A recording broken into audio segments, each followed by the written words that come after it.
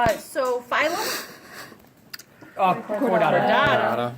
Subphylum? Vertebrata. Class? Mammalian. Okay, and what order is this? I know it's a bonus, but Cnidaria.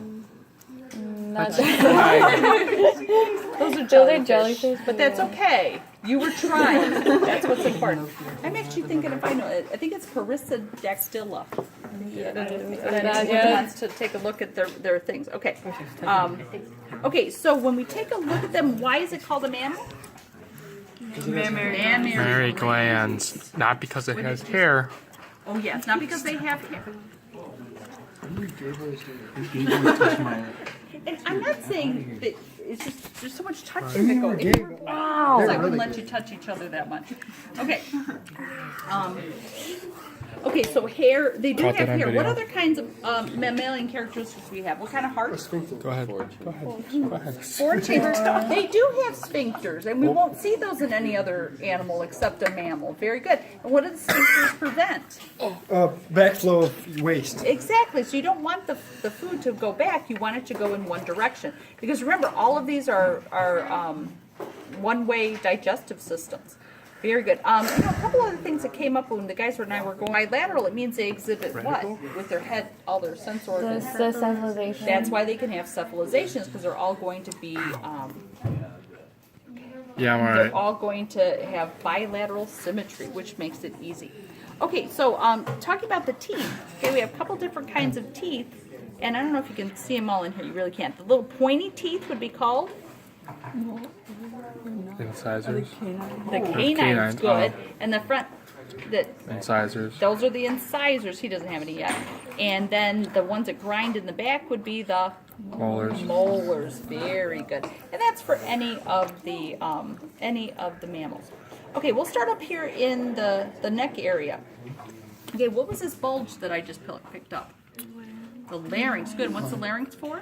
Language. To Language. speak. That's our voice box. Very good. What would we call the voice box in a bird? Syrinx. A syrinx. Remember, they sing with their syrinx. Very good. Okay, the opening to the trachea is called the glottis. So what is this little flap of tissue that will close up the glottis? Epiglottis. The epiglottis. Okay, now I don't know if you guys can see it here. It's just this little tissue. It's not really as far developed as it could be, because this was very young. Okay, so the epiglottis. So the air will go through the glottis into the larynx, and then this part, this tube that has some rings around it, cartilage rings, is called the trachea. Trachea. Very good. So the trachea then will divide into what tubes? Tubes? What's that? You could have an infection in these. In the bronchi, very good. Oh, That's yeah. when you have bronchitis. That's actually that's why you have bronchitis. Nobody got time and for then that. each bronchus is going to divide into the bronchioles. Okay, and then the little sacs in the lungs where the gas exchange occurs starts with an A. Atrium? No, that's not right. There you go. But you got an A word. Did you say it? I think you were saying Is it. it like an... Al. elementary? No, it's actually alveoli. But alimentary is a canal. You're thinking. Okay.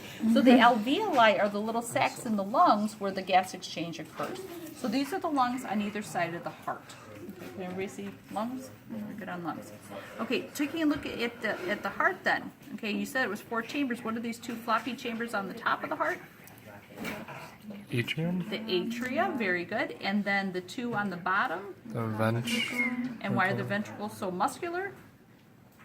To pump the blood. They're the pumpers. Good. Can I go to my locker real fast? Sure. They'll pump the blood from the right ventricle out through the pulmonary arteries to the lungs, and then they'll pump from the left ventricle out the aorta to the rest of the body. Alrighty, so that's our circulatory system. Can anybody remember what's the little vessel that connects the arteries and the veins? Because arteries take blood away from the heart, veins bring them back. They're Capillaries. Capillaries, nice, very good. Okay, so this is all in our thoracic cavity up here.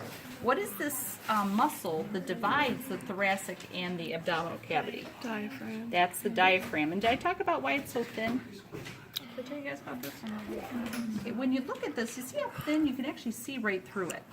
Okay, and you won't see that in an adult Okay, it's really that way because this is still a fetal organism. At one point, all of the, and I don't exactly know what stage it happens, all of the guts in the abdominal cavity sort of go up through the up through the diaphragm, so they can like curve around a little bit, and then they go back down. Okay, so that's why it's very, very thin at that point, but eventually it will become very muscular. Your intestines also come out your umbilical cord at one stage of development. And some babies are actually born, they don't actually survive, but their umbilical cord, if it closes they actually have their intestines on the outside of their body. It's a horrible thing to see. Yeah, it's really gross. Do they live? Usually not. No, because by the time they're so far developed, there's no way to get them back into their body. It's not going to work. And you don't want to walk around hanging, intestines hanging out all over. So, yeah, so that doesn't work. Okay, so now let's take a look at our digestive system. So here I had dissected out the, look at this. We can see really easy, and I spit again, excuse me. If we take a look on the back wall of the trachea, this is just bonus information here. The cartilage rings are actually C-shaped. You can see I can put, so they're like C-shaped, they're not O's, because the esophagus is right behind it. So you figure if the esophagus is right there, if you swallowed something really big, it would actually crack your cartilage. So that's why our tracheal cartilages are only C-shaped. I make a big point of that when I teach anatomy and anatomy. Okay, all right, so the food goes down the mouth, down the esophagus, okay, and then it goes down the esophagus. One of the questions they said, why is it so, the esophagus seems so short? Well, it's right here, and then it dives underneath all of the heart and lungs, and then it ends up in the sac here called the stomach. Good. What's the sphincter at the top of the stomach called? Muscular. It's cardiac. Good, because it's closer to the heart. It's called the cardiac sphincter, and we can actually see the pyloric sphincter really well. Okay, I know you guys don't have gloves on, you don't want to touch this, but this part right here is very hard. That's the other sphincter. Okay, so that's going to prevent backflow from the small intestine, which is our next part. Okay, so we have the small intestine, and then we have the large intestine, and his large intestine isn't totally put together yet, but you can tell it's the large intestine because did I show anybody here an appendix? I never found it in this guy. I don't think so. No, I don't know if I showed it. Oh, here's his appendix. Okay, now your appendix, oh, his is really long. Okay, so you see all of these tubes that are all connected together here? Okay, but then we have this little part. It looks like a finger sticking up. It's a little blind sac. Can everybody see that little? Okay, that's the appendix. And the appendix is going to be really long in any organism that eats a lot of grass because they need the appendix to grind it all down.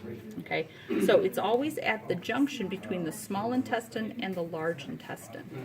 Okay, now with us, we don't have to have one. So whether we're born with one or not, it really doesn't matter.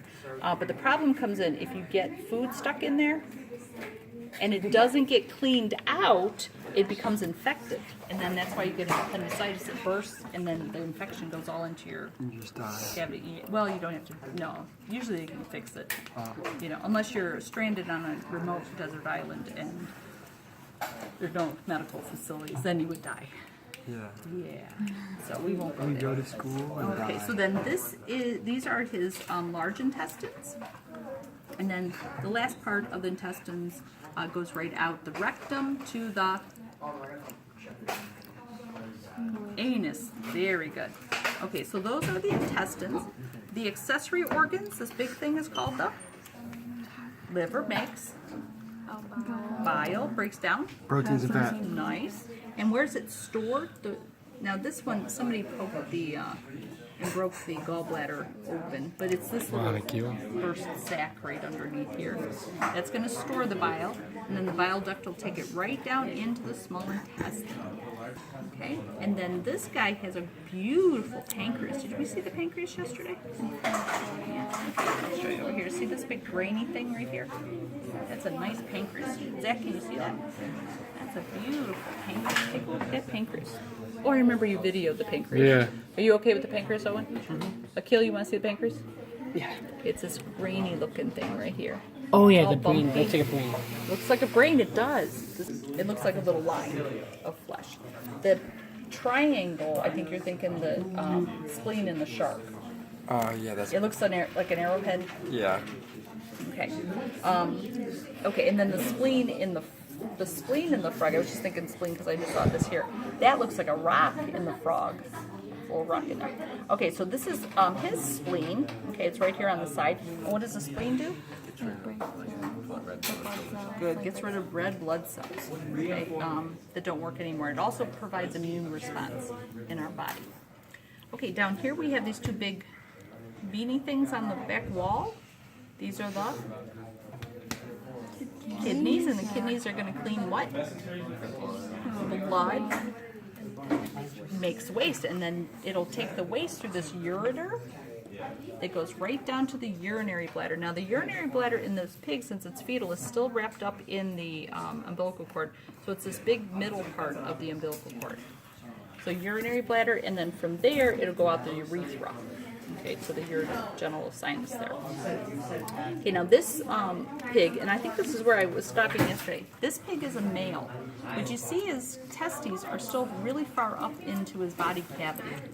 Okay, that's because they just haven't descended yet. He doesn't have a scrotal sac.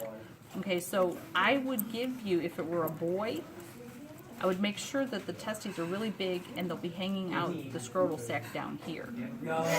Whereas in a female, the female would look like this. Okay, but since we have the testes here, right here, what's the tube that takes the sperm out of the testes? Vas deferens. Before the vas deferens. Okay, it's called the epididymis. Okay, so this is his epididymis right there. Okay, and then it goes to the vas deferens and it goes out the urethra. Okay, so since we don't have a female here, though, let's think about what makes the eggs. Ovaries, Ovary. good. And what are the tubes that come together that transport the eggs? Fallopian tubes, good. And then where do the baby? Okay, Vagina. so anyway, I was just gonna say, if you see these little things in here, that's actually exactly what the ovaries look like. Okay, because we start off with our gonads on the inside. All right, what else can I tell you? I have a question. Yes, On the shark, you showed us it's Artiodactyla. Oh no. I'm sorry, you know what the order is? Artiodactyla, not Perissodactyla. I apologize. I don't know why that just came to me. Because Artie the pig, that's how I just remembered. Okay. On the shark, you showed us the livers, not the kidneys, right? Right. No, yeah, I What don't. are the